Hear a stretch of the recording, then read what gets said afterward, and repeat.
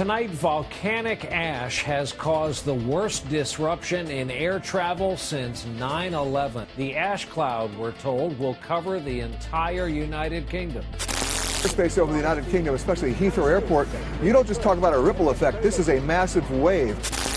Bizarre incident on the tarmac. A flight attendant has been arrested after arguing with a passenger and then making a dramatic exit down an emergency chute.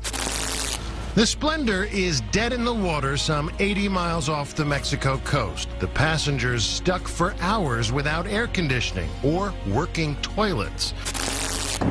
From Philadelphia to New York to Boston and everywhere in between, a powerful blizzard socks the East Coast.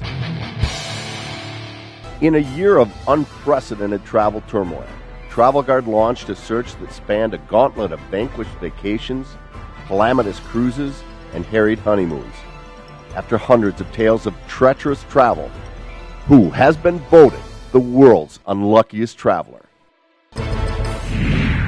Well, we all have them, those travel horror stories of when things went wrong at the worst possible time in the worst possible way.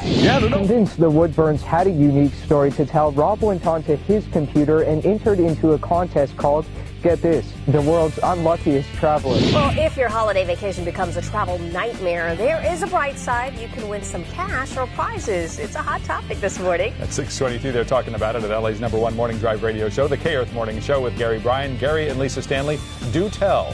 Yeah, well, the website is called TravelGuard.com. You've heard of these trip insurance kind of people, and they're offering a $10,000 grand prize for the unluckiest traveler in the world. Hundreds entered, thousands voted. The field was narrowed to 11. Now, here are the top 3 finalists, as voted by America. One will walk away with a $10,000 vacation of their dreams. Carmilla was studying in Costa Rica when she and a friend took a side trip to Belize via Guatemala. They missed the only scheduled ferry and began their unlucky travel tale. So, there happened to be this canoe that was boarding and was taking passengers, and we thought, oh, that sounds like a great idea. When they finally set sail, the canoe was nearly bursting with 14 passengers and a huge load of cargo.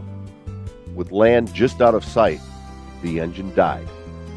Carmilla's friend became violently ill. To make matters worse, a nasty storm was almost upon them.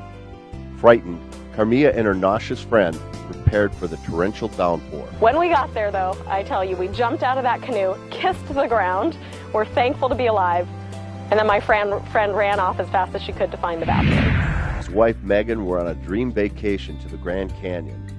Inspired by the majestic beauty of the canyon, they opted for a bird's-eye view via helicopter. As they rose above the canyon, alarms suddenly sounded. Visibly concerned, the pilot told the passengers to brace themselves. Within seconds, the helicopter crashed into a small patch of grass on the banks of the Colorado River. Last 200-300 feet were probably the scariest because we were coming down faster than normal, and that's when you start to think, okay, things could go badly here. Luckily, all 6 passengers and the pilot walked away without a scratch. After their harrowing experience, how did they feel about being rescued by another helicopter? Very hesitant, but we knew that was our only way up. We were all in flip-flops, not about to try to hike it up, but certainly it wasn't our preferred mode of transportation at the time. As a pediatric geneticist, Dr. Gary was accustomed to helping patients, not being one. 3 days into a medical mission to Vietnam, Dr. Gary took a rest stop during a sightseeing hike. Bad decision. And I went up to the edge of a cliff looking into this terraced valley to take a picture, and actually I then moved a little closer and out of sight so that I could relieve myself. And as I was standing there, the edge of the cliff just gave way. It's not solid. And so I shot straight down about 30 feet, and I hit my leg first, which stopped me, but shattered everything.